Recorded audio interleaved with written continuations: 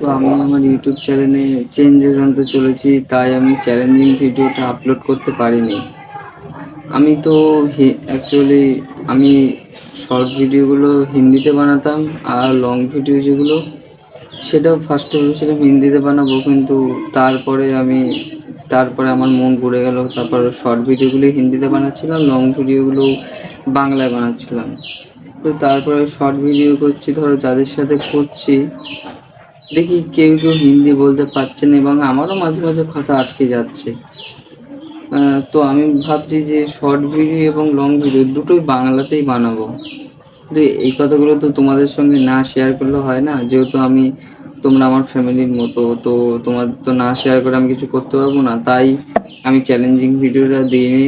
হ্যাঁ, আমি চ্যালেঞ্জিং ভিডিওটা দেবো, ওটা কালকের থেকে দেবো, কালকে চ্যালেঞ্জটা করে আমি দেবো।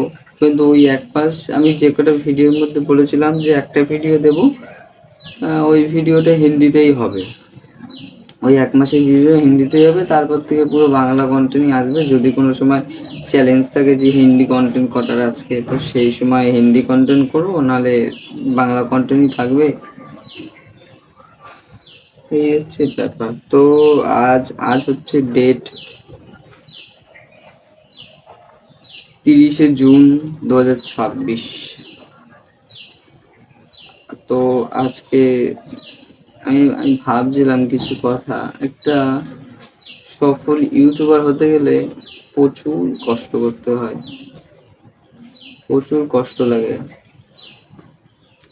জানি না আমি সেটা করতে পারবো কিনা, আমি জানি না। আর এই চ্যালেঞ্জটাও কি ধরো আমার থাকবে কিনা জানি না। আজ হয়তো 1.5 মাস চ্যালেঞ্জ বানিয়েছি, আপাতত 2টো কপিরাইট চলে এসছে, কোনো স্ট্রাইক আসেনি, বাট কপিরাইট চলে এসছে আমার। তাই জানি না আমি চ্যালেঞ্জটা কন্টিনিউ পরে হবে কি না। কিন্তু আমি যদি চ্যালেঞ্জটা থাকে, আমি যদি ইউটিউব কন্টিনিউ করি, আমি 7 বছর পরে এই ডেটে তোমাদের ভিডিওটা দেখাবো। আমি দেখবো যে আমি তখন ইউটিউবার হয়েছে কি হয়নি। আমার স্বপ্ন হচ্ছে জাস্ট একটা সিলভার প্লে বাটন। 100K লাগবে। 100K কি 1 মিলিয়ন বলে নাকি কে জানে। একটা সিলভার প্লে বাটন, আমার ওইটাই হচ্ছে স্বপ্ন। তারপর ওইটা নেবো, আমি কাজে ঢুকে যাব। আমার ওইটা হচ্ছে স্বপ্ন। তো বাড়িতে এখন মানে এক জায়গায় কাজেও পাঠাচ্ছে বাড়ি থেকে দূরে। হয়তো ভিডিও হয়তো কন্টিনিউ হবে না, মানে ভিডিও করব হয়তো প্রতিদিন আসবে না, ব্লগ করব, চ্যালেঞ্জিং ভিডিও আসবে মাঝে মাঝে। সপ্তাহে হয়তো তিন চারটে তো আসবে ভিডিও, মানে যে এখন ধরো সপ্তাহে যদি প্রতিদিন আসতো, তখন আর প্রতিদিন আসবে না। কে জানে, কারণ ইউটিউবার হতে পারবো কিনা সেটাও জানি না।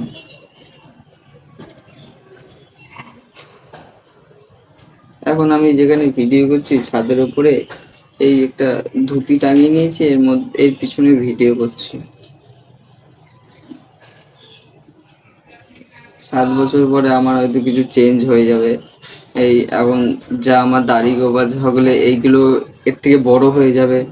আবার হতেও পারে আমি মারাও যেতে পারি, কে জানে। হতেই পারে। হ্যাঁ, যদি মারা যায় তাহলে হয়তো আর ভিডিও দেখানো হবে না। এই ভিডিওটা 7 বছর পরে আর দেখানো হবে না। একটুখানি যদি 100K সাবস্ক্রাইবার হয়, একটা যদি প্লে বাটন পাই, তাহলেই আমার আশাটা মিটবে। ওইটা নিয়ে আমি মরতে চাই। প্লে বাটন আমার একটা চাই। জানি না পারবো কিনা। প্রচুর চিন্তা মাথায়, প্রচুর চিন্তা।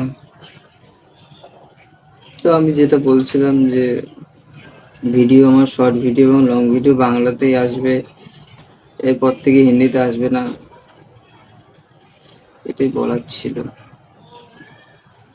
কারণ কি বলতো, ধরো হিন্দিতে আমি বলতে গেলে কথা আটকে যাচ্ছে, একটা ক্লিপ আমার নিতে গেলে প্রায় অনেক টাইম লেগে যাচ্ছে, যেহেতু আমার কথা আটকে যাচ্ছে। আর এই কথা আটকে গেলে অডিয়েন্সের মনই থাকবে না আমার ভিডিও দেখার প্রতি। তাই আমি এই সিদ্ধান্তটা নিলাম, অডিয়েন্সের মনই থাকবে না। কটা বাজে এখন? 9টা মতো বাজে আজকের ডেটে। আরেকবার ডেটটা বলে দিই, 30শে জুন 2026। এখন হচ্ছে গরমকাল। আমি 7 বছর পরে যদি ইউটিউব চ্যানেল কন্টিনিউ করি, যদি কিছু না হয় আমি ভিডিওটা তোমাদের দেখাবো।